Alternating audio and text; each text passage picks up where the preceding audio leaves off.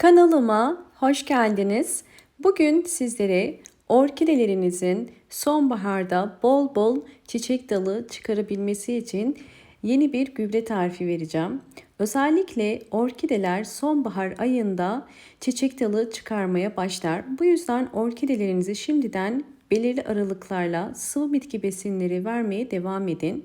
Sonbaharda çok iyi beslenen ve vitaminler alan orkideler daha hızlı çiçek dalı çıkarırlar. Hemen sizlere göstermek istiyorum. Bugünkü sıvı bitki besini tarifini yumurtadan yapacağım. Bunun için elimde 2 tane yumurta var. Yumurtaları kırıyorum ve içerisindeki yumurta akı ve sarısını çıkaracağım. Kesinlikle orkidelerinize yumurta akını ve sarısını kullanmıyoruz. Bunu kullanırsanız eğer çiçeklerinize çok zarar verir. Sadece yumurta kabuklarını kullanacağız. Bakın gördüğünüz üzere içinde jelimsi bir sıvı tabaka var. Hemen bu jelimsi sıvı tabakanın gitmesi için iyice yıkayacağım.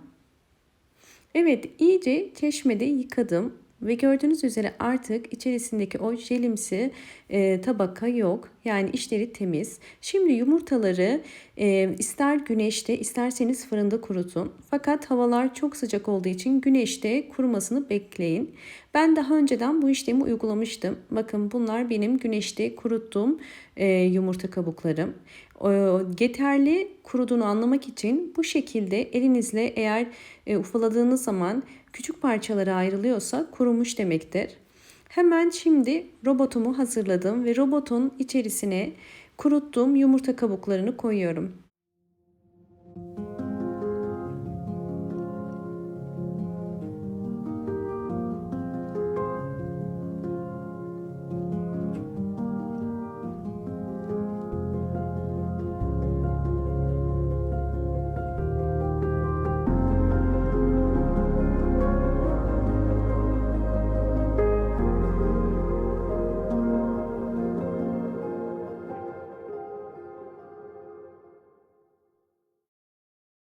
Yumurta kabuklarını küçük parçalar haline getirdim. Aslında toz haline getirecektim. Bu kadar oldu. Sizler isterseniz toz haline de getirebilirsiniz. Bu hale getirmemizin nedeni daha hızlı aktifleşebilmesi için. Bildiğiniz üzere yumurta kabuğunda çok yüksek kalsiyum var ve bu kalsiyumun suda daha hızlı aktifleşebilmesi için toz haline getiriyoruz.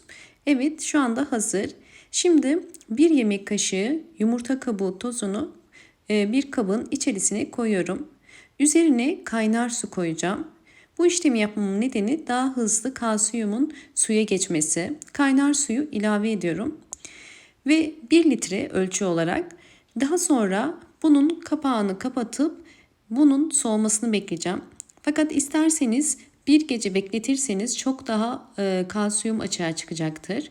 Eğer aceleniz yoksa bir gecede bekletebilirsiniz.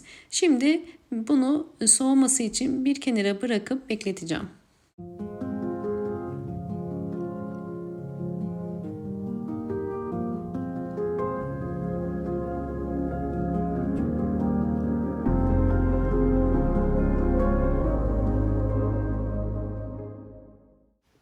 Evet, suyum soğudu. Yumurta kabuğu suyuyla hazırlamış olduğum gübrem artık hazır. Su yeterince soğudu. Fakat üzerinde bakın gördüğünüz üzere bu şekilde köpükler ve içinde tortular var. O yüzden bunlardan ayırmak için süzmemiz gerekiyor. Hemen bir süzgeç ile süzüyorum.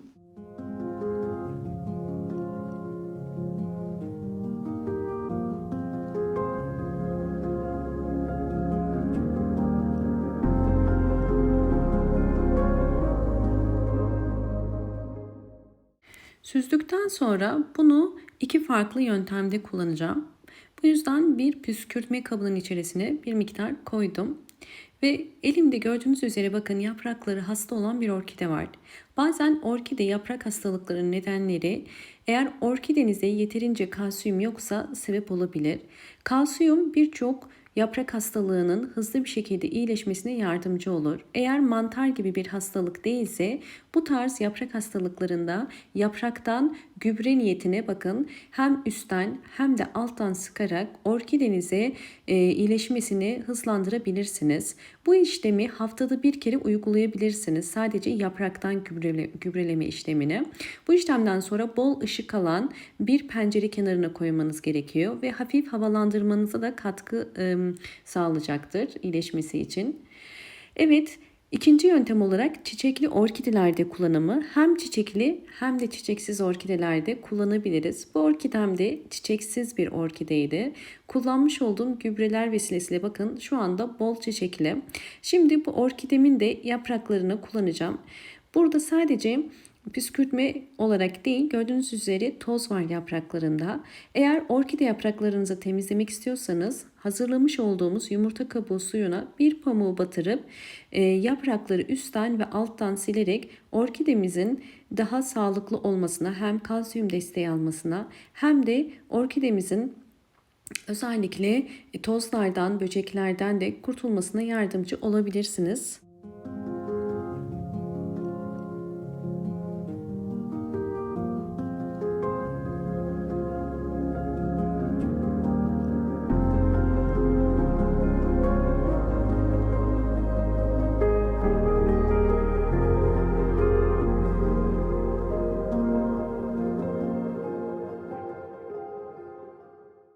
Orkide yapraklarını sildim. Özellikle sizlere bakın göstermek istiyorum. Eğer orkidelerinizin yapraklarında bu şekilde renk açılması oluyorsa bu direkt güneş aldığını ve çok fazla güneş aldığını gösterir.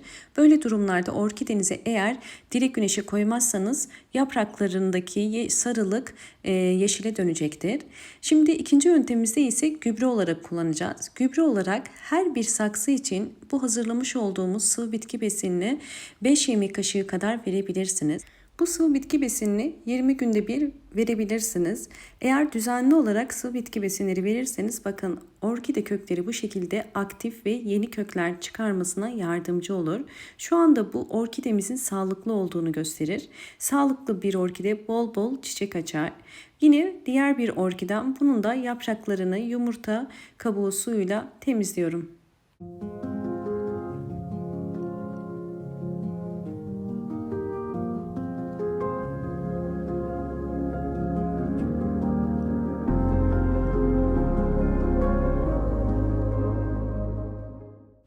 Evet, orkide yapraklarımı güzelce sildim. Eğer videomu buraya kadar izlediyseniz ve beğendiyseniz hemen beğen tuşuna basıp kanalıma da abone değilseniz eğer bana destek olmak için abone olursanız çok mutlu olurum. Gördüğünüz üzere elimde sağlıklı bir orkidem var. Hem yeni yapraklar hem de bol bol yeni kökler çıkarıyor ve diğer kökleri de çok sağlıklı. Gördüğünüz üzere orkideler sıvı bitki besinleriyle bu şekilde sağlıklı köklere sahip olurlar. Orkidelerinizde kök çürümesi var ise orkidelerinize çok fazla su vermeyin ve belirli aralıklarla mutlaka sıvı bitki besinleri verin. Sonbahar ayında orkidelerinizin çiçek açması için bu gübreyi mutlaka 20 günde bir verin. Çok faydasını göreceksinizdir. Sonbaharda çiçeksiz orkideler bu gübreler sayesinde mutlaka yeni çiçek dalları çıkarmaya başlarlar. Videomu izlediğiniz için teşekkür ediyorum. Hoşça kalın, sağlıkla kalın.